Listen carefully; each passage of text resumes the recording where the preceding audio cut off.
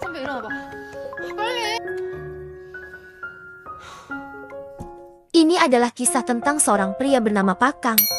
Seorang aktor terkenal yang sedang naik daun. Pak Kang pada saat itu sedang mencapai puncak karirnya sampai-sampai ibunya bisa membeli apa saja di mana saja yang dia inginkan di dunia. Dia mencapai kekayaan dan karirnya membuatnya sombong dengan kekayaannya. Kang tinggal di sebuah apartemen mewah yang sangat mahal. Kemanapun dia pergi, dia selalu ditemani oleh manajernya yang bernama Jo Yun.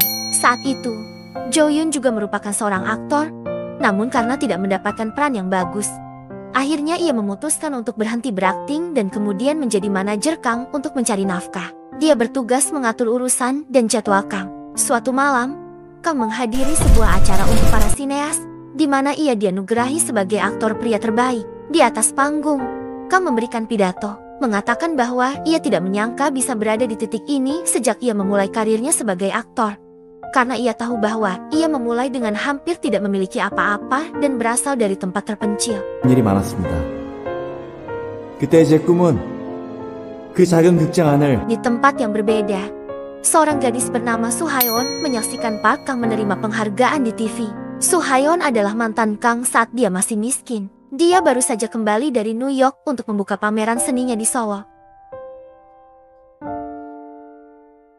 Malam itu, pada malam Natal, 24 Desember, Jo Yun hendak pulang untuk menghabiskan waktu bersama keluarganya. Namun Kang memintanya untuk tinggal dan menemaninya ke sebuah bar. Bar yang sama dengan tempat ia sering minum-minum sebelum menjadi aktor terkenal.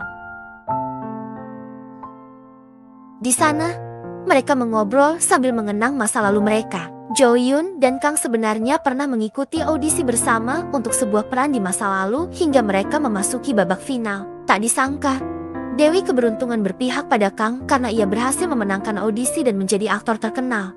Sementara Jo Yun berhenti berakting dan kemudian menjadi manajer Kang. Jo Yun teringat bahwa jika saja Kang tidak lolos audisi, dia mungkin sudah memiliki keluarga bersama dengan Suhayon dan hidup bahagia. Mendengar itu, Kang teringat bagaimana dia dulu mencampakkan Suhayon di bar ini 10 tahun yang lalu sehingga mereka berpisah. Kang mengejar karir aktingnya sementara Suhayon pergi ke New York untuk memperdalam pengetahuan seninya. Ketika mereka meninggalkan bar, Kang masih ingin Jo Yun menemaninya minum-minum di bar lain. Tetapi karena saat itu adalah malam Natal, Jo Yun ingin bersama keluarganya di rumah. Jadi dia menyuruh Kang untuk naik taksi dan pulang sendirian. Saat berada di dalam taksi, Kang yang dalam keadaan mabuk mengobrol dengan sang sopir. Sopir ini merasa beruntung memiliki aktor terkenal sebagai penumpangnya di malam Natal. Sopir tersebut beranggapan bahwa Kang pasti hidup dalam mimpinya, dan dia pasti bahagia karena memiliki semua yang bisa diminta oleh seorang pria. Namun Kang menjawab bahwa sopir tersebut tidak tahu apa yang dia rasakan. Sopir tersebut kemudian menjawab bahwa menjadi kaya dan terkenal bukanlah jaminan untuk bahagia dan merasa puas di dunia ini. Tiba-tiba, seolah-olah sopir itu tahu apa yang ada di hati Kang. Dia mengajukan pertanyaan yang tidak masuk akal. Dia bertanya apa yang akan Kang lakukan jika dia diberi kesempatan untuk mengubah masa lalu. Sopir tersebut bahkan tahu bahwa Kang berpikir untuk mengubah masa lalu saat dia putus dengan Suhayon dan mengatakan bahwa dia dapat membantu mengubah pemikiran itu menjadi kenyataan. Keesokan paginya, Kang terbangun di lantai kayu sebuah rumah sederhana. Dia benar-benar bingung menemukan dirinya berada di suatu tempat yang tidak dia kenal dan melihat pemandangan dua anak kecil di depannya. Memanggilnya ayah. Dia bahkan semakin terkejut melihat sosok yang sangat dia kenal. Cinta yang telah lama hilang dalam hidupnya, Suhayon adalah istrinya. Suhayon pun menjelaskan bahwa ia berada di rumahnya sendiri dan kedua anak itu adalah anaknya. Suhayon juga mengira bahwa Kang belum sadar dari mabuknya karena terlalu banyak minum semalam. Kang masih belum memproses apa yang terjadi padanya pagi itu.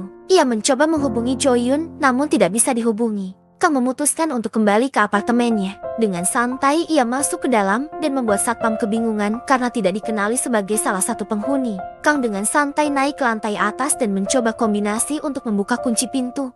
Tapi entah kenapa, tidak berhasil. Dia terkejut melihat seseorang membuka pintu apartemennya. Dia mengira ada pencuri yang masuk ke apartemennya. Dia kemudian mendobrak masuk dan membuat keributan sehingga petugas keamanan harus mengamankannya. Suasana menjadi ricuh karena pemilik apartemen mengira Kang adalah kekasih istrinya. Kang mencoba menjelaskan bahwa dia adalah seorang aktor terkenal meskipun tidak ada yang mengenalnya. Tak lama kemudian, Kang berakhir di kantor polisi. Dia marah dan bingung. Polisi menjelaskan bahwa apartemen itu bukan miliknya. Seperti yang tertulis di database, Kang sangat terkejut mendapati semua yang dimilikinya hilang hanya dalam satu malam. Kang semakin malu ketika Soo-hayon datang menjemputnya. Soo-hayon mengatakan bahwa dia adalah istri Kang. Namun Kang mengatakan bahwa dia bukan istrinya. Tentu saja, Soo-hayon marah dan mengira Kang meminta cerai. Polisi menenangkannya dan mengatakan bahwa Kang tampak sedikit bingung karena dia mengaku sebagai seorang aktor. Mereka berdua kemudian pulang ke rumah.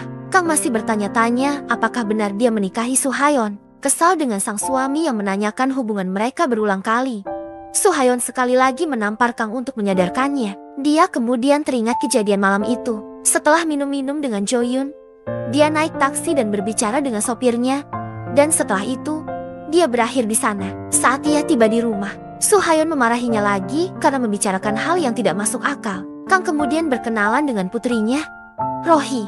Dia mengatakan kepadanya bahwa dia telah kehilangan ingatannya. Dia tidak bisa mengingat kehidupannya bersama mereka. Pada saat itu, Soo-hayon mengatakan bahwa dia akan pergi menemui teman-temannya setelah kelas seninya.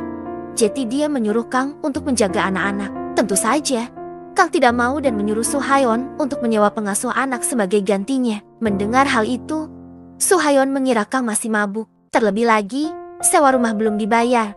Sehingga Soo-hayon menyuruh Kang untuk berhenti minum dan membantunya membayar tagihan. Kang masih ingin mencari jawaban tentang sopir taksi kemarin, sehingga Kang mengajak anak-anaknya untuk mencari jawabannya. Ia kemudian pergi ke perusahaan taksi untuk menanyakan tentang taksi yang ia tumpangi di malam Natal. Namun sayangnya, setelah memberitahu staf di sana tentang ciri-ciri taksi tersebut, staf di sana mengatakan bahwa tidak ada taksi yang menyerupai ciri-ciri tersebut. Untuk mendapatkan informasi mengenai kehidupan barunya, Kang menanyakan beberapa hal kepada anak kembarnya. Rohi mengatakan bahwa Kang adalah seorang aktor namun tidak terkenal. Roha kemudian menunjukkan Kang yang sedang berada di sebuah acara TV. Kang terkejut melihat dirinya berperan sebagai cameo di sana. Malam harinya, Soo-hayon menyuruh Kang untuk menceritakan kejadian tadi pagi saat ia menyatroni apartemen seseorang. Kang kemudian menjelaskan bahwa ia sebenarnya berasal dari dunia yang berbeda setelah menaiki taksi yang aneh tadi malam. Kehidupan yang ia jalani bersama Soo-hayon adalah kehidupan yang tidak ia pilih. Dan supir taksi tersebut memberikannya kepada Kang sehingga Kang berakhir seperti sekarang. Soo-hayon jelas berpikir bahwa apa yang dikatakan Kang tidak lain adalah omong kosong. Ketika Kang hendak tidur, dia tidak merasa nyaman tidur dengan Soo-hayon setelah apa yang terjadi pada dirinya dan dia di dunia nyata.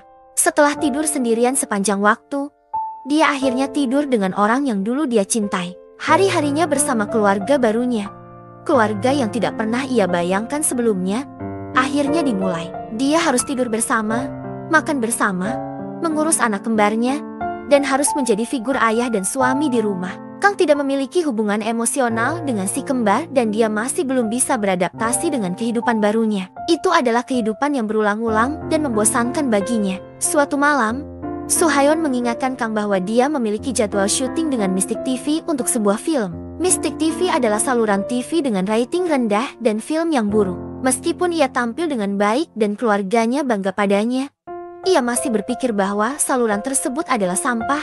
Pada saat itu, temannya Wohi meneleponnya dan memintanya untuk membantu mempromosikan pertunjukan teaternya. Ternyata selain tampil di TV, Kang dalam kehidupan ini juga menghasilkan uang melalui pertunjukan teater. Saat mereka akhirnya bertemu, Kang bertanya kepada Wohi, mengapa ia tidak bisa menghubungi Jo-yoon. Wohi mengatakan bahwa Jo-yoon saat ini sedang turun untuk mempromosikan film terbarunya. Setelah dibuktikan, ternyata Jo-yoon yang merupakan manajernya di dunia nyata adalah seorang aktor terkenal di dunia ini. Kang baru menyadari bahwa karirnya tertukar dengan Jo-yoon. Suatu hari, Kang mencoba pergi ke kantor agensi tempat Jo-yoon bekerja dengan menerobos masuk. Ia naik ke lantai atas dan akhirnya berhasil bertemu dengan Jo-yoon yang masih mengenalinya. Ia kemudian mengajak Kang untuk makan bersama. Dari perbincangan tersebut, Kang mendapat informasi bahwa Jo-yoon bisa menjadi aktor karena Kang mengundurkan diri saat audisi final demi mengejar Soo-hayon ke bandara. Karena itulah Jo-yoon muncul dan menjadi aktor dalam reality show ini. Setelah makan siang dengan Jo-yoon, Kang kemudian pergi menemui Soo-hayon di galerinya. Dari perkataan Jo-yoon, Kang mengetahui bahwa ia sengaja melewatkan kesempatan untuk mengikuti audisi demi mengejar Soo-hayon.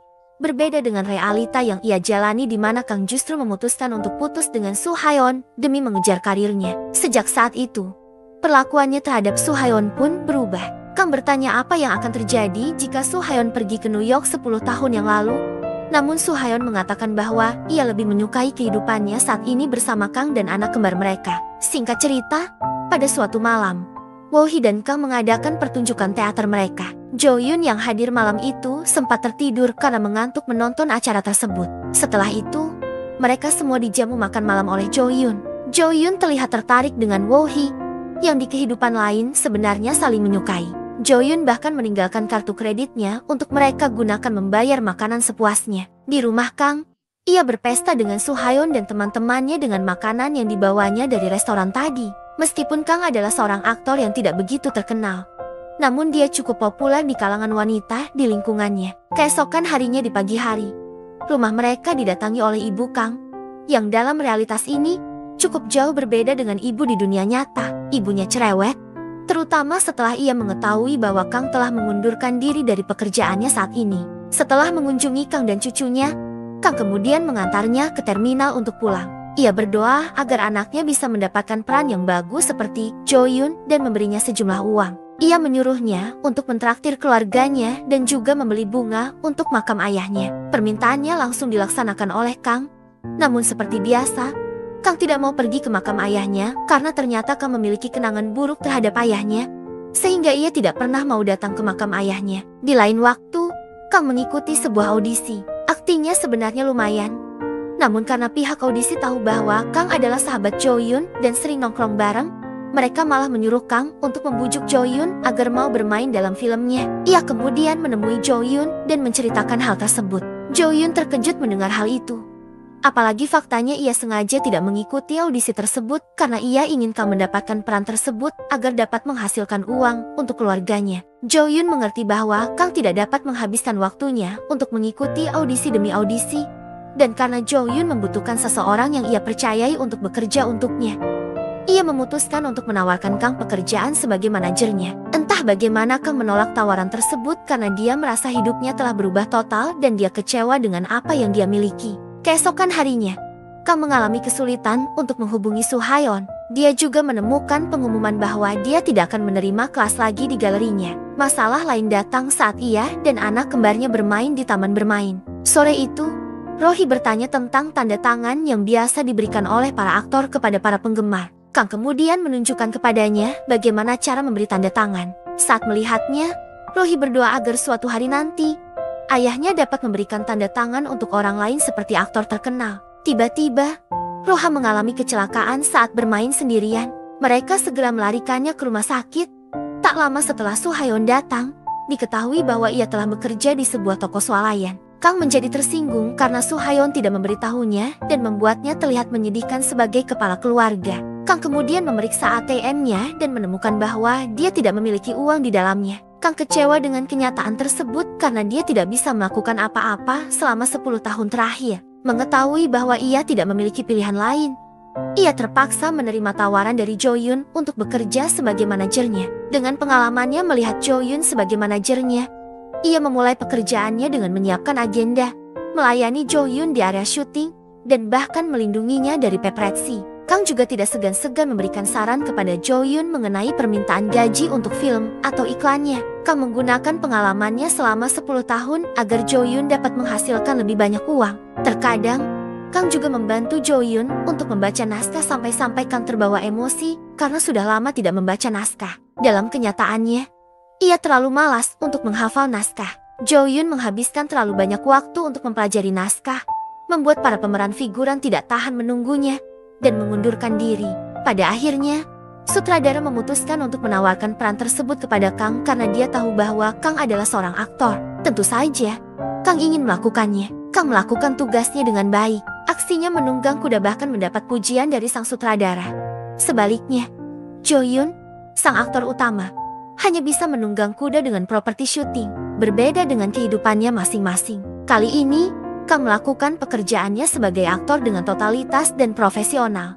Bahkan keluarganya di rumah pun terkesima dengan penampilannya. Kang juga mulai menikmati kehidupannya sebagai kepala keluarga. Ia lebih mencintai keluarganya daripada sebelumnya. Kehidupannya jauh lebih baik dari sebelumnya. Dia bisa makan dengan nyaman dan membayar tagihan tepat waktu karena penghasilannya sudah stabil. Namun ternyata, Hal ini mengubah dirinya dan menarik perhatian Soo-hyun, terutama saat Kang mengajak mereka ke apartemen Jo-yun yang dipinjamkan oleh Jo-yun untuk ditinggali. Soo-hyun tidak setuju dengan rencana tersebut. Dia berpikir bahwa uang telah mengubah Kang sepenuhnya. Kang ingin melupakan dan meninggalkan rumah kecil tempat mereka memulai segalanya. Meninggalkan banyak kenangan bersama si kembar. Dia tidak ingin kehilangan hal itu dengan pindah ke apartemen ini. Di sisi lain, Kang hanya ingin memberikan yang terbaik untuk istri dan anak-anaknya. Namun sayangnya, Kang masih berpikir seperti dirinya di kehidupan sebelumnya. Bagi Soo-hyun, apa yang mereka miliki bukanlah hal yang terpenting. Karena itu, mereka mulai bertengkar. Pada malam hari, Kang yang tidak bisa tidur pergi ke kamar anak-anaknya. Ia menyadari bahwa dalam kehidupannya saat ini, kemewahan bukanlah sesuatu yang harus dikejar. Kang segera belajar dari kesalahannya di kehidupan masa lalunya, bahwa meski jauh dari kehidupan mewah, namun kondisi ini justru membuatnya bahagia. Daripada menjadi kaya raya, namun hidup sebatang kara tanpa keluarga. Hari, minggu, dan bulan berlalu, dan Kang berhasil move on dan melupakan kehidupan lamanya. Ia bahkan berhasil menyelesaikan perannya dalam drama yang ia mainkan bersama Jo-yun dengan mengesankan. Kang pun memiliki banyak penggemar dan bahkan sang sutradara memuji penampilannya yang baik. Sejauh ini sutradara juga mengatakan bahwa Jo-yun dan Kang sebaiknya bertukar posisi saja, karena Jo-yun lebih cocok menjadi seorang manajer daripada Kang. Kang juga mendapatkan sesi wawancara khusus yang melambungkan namanya dari aktor figuran menjadi manajer, dan dari manajer menjadi aktor profesional. Pencapaiannya ini juga membuat keluarganya bahagia. Tetapi meskipun begitu, Kang tetap bekerja sebagai manajer untuk Jo-hyun. Saat Jo-hyun menerima penghargaan aktor terbaik, ia secara mengejutkan berterima kasih kepada Kang atas dukungannya. Karena tanpa ia tahu bahwa ia tidak akan bisa meraihnya jika bukan karena Kang. Jo-hyun juga mengatakan bahwa Kang adalah aktor yang lebih baik dari dirinya. Untuk merayakan penghargaan tersebut, Jo-hyun mengajak Kang untuk minum-minum di bar. Dia mengatakan kepada Kang bahwa ada lowongan peran untuk drama berikutnya, namun syutingnya dilakukan di luar negeri selama 3 bulan. Kang menolak tawaran tersebut karena dia tidak ingin meninggalkan keluarganya selama itu. Kang lebih memilih untuk mencari pekerjaan lain. Pada saat itu, Jo-hyun akhirnya mengatakan bahwa ia jatuh cinta pada Wo-hee, gadis tomboy tersebut. Ia iri melihat Kang yang tinggal bersama keluarganya. Jo-hyun bahkan rela menukar hidupnya dengan Kang. Setelah selesai, Wo-hee menjemput Jo-hyun, sementara Kang memilih pergi dengan taksi. Malam itu adalah malam Natal, sama seperti setahun yang lalu ketika kehidupan Kang bertukar. Saat ia memasuki taksi, sang supir kemudian mengingatkannya bahwa waktu yang tersisa tinggal sedikit, dan Kang akan kembali ke kehidupannya yang dulu. Kata-kata itu tiba-tiba membuatnya teringat akan kehidupan masa lalunya, tapi Kang tidak ingin kembali dan ingin tetap tinggal. Sayangnya, dia tidak bisa. Dia harus kembali ke dunia nyata ketika waktunya tiba. Kang marah karena sang supir berkeliling mengatur kehidupannya ketika tiba-tiba mobil itu berhenti. Pada saat itulah Kang mengetahui bahwa pengemudi tersebut adalah ayahnya yang sedang sakit. Ayahnya mengatakan kepadanya bahwa dia menyesal tidak menghabiskan waktu bersama Kang karena terlalu fokus pada pekerjaan. Momen tersebut menjadi emosional karena pada kenyataannya, Kang tidak pernah berbicara dengan ayahnya sampai hari kematian ayahnya. Kang kemudian kembali ke rumah. Ia langsung memeluk anak-anaknya dengan erat. Malam harinya, ia menidurkan mereka sambil menatap wajah polos mereka. Karena ia tahu keesokan paginya, ia tidak akan bisa bertemu lagi dengan mereka. Setelah itu, Soo-hyun menunjukkan foto Kang dengan ayahnya ketika dia masih kecil. Hubungan mereka tidak istimewa. Tetapi kejadian di taksi telah mengubah pandangan Kang tentang betapa berharganya waktu bersama keluarga. Dia mengakhiri hari terakhirnya dengan tidur bersama istrinya sambil mencoba melepaskan momen manis yang baru saja dia sadari. Keesokan paginya, Kang terbangun di apartemennya yang mewah. Merasa sedih karena semua kehidupan yang baik yang dia miliki telah direnggut darinya. Pada saat yang sama, Jo-hyun muncul. Kang kemudian bertanya tentang Soo-hyun yang sedang mengadakan pameran di kota. Jo-hyun membenarkan dan memberikan informasi bahwa hari ini adalah hari terakhir pameran. Kang terkejut mendengarnya. Ia awalnya mengira bahwa waktu telah berjalan selama 1 tahun, namun ternyata dalam kehidupan nyatanya, hanya 1 hari yang berlalu. Sebelum pergi, Kang mengatakan kepada Jo-hyun untuk mendaftar audisi lain, dan dia akan membayarnya. Kang pergi mencari tempat pameran. Ketika dia tiba, dia panik karena acara telah selesai dan para staf sedang mengemasi lukisan-lukisan di sana. Tetapi Kang terkejut ketika dia melihat sebuah lukisan yang dia kenali. Lukisan dengan gambar rumah yang ia tinggali dalam mimpinya. Soo-hyun tiba-tiba muncul. Dia bertanya mengapa dia ada di sana, tanpa ragu-ragu. Kang bertanya bagaimana Su Haeon bisa mendapatkan lukisan itu. Kang kemudian membawa Su Haeon ke sebuah tempat di mana rumah yang sama dengan yang ada di lukisan Su Haeon terlihat. Kang akhirnya menyadari bahwa meskipun itu hanya mimpi, namun itu adalah momen paling membahagiakan dalam hidupnya. 2 tahun berlalu dan Kang akhirnya menikahi Su Haeon. Mereka pun memiliki anak kembar yang mereka beri nama Rohi dan Roha. Namun berbeda dengan yang ada di mimpinya. Kali ini, ia akan menjalani kehidupannya bersama Su Haeon dari awal.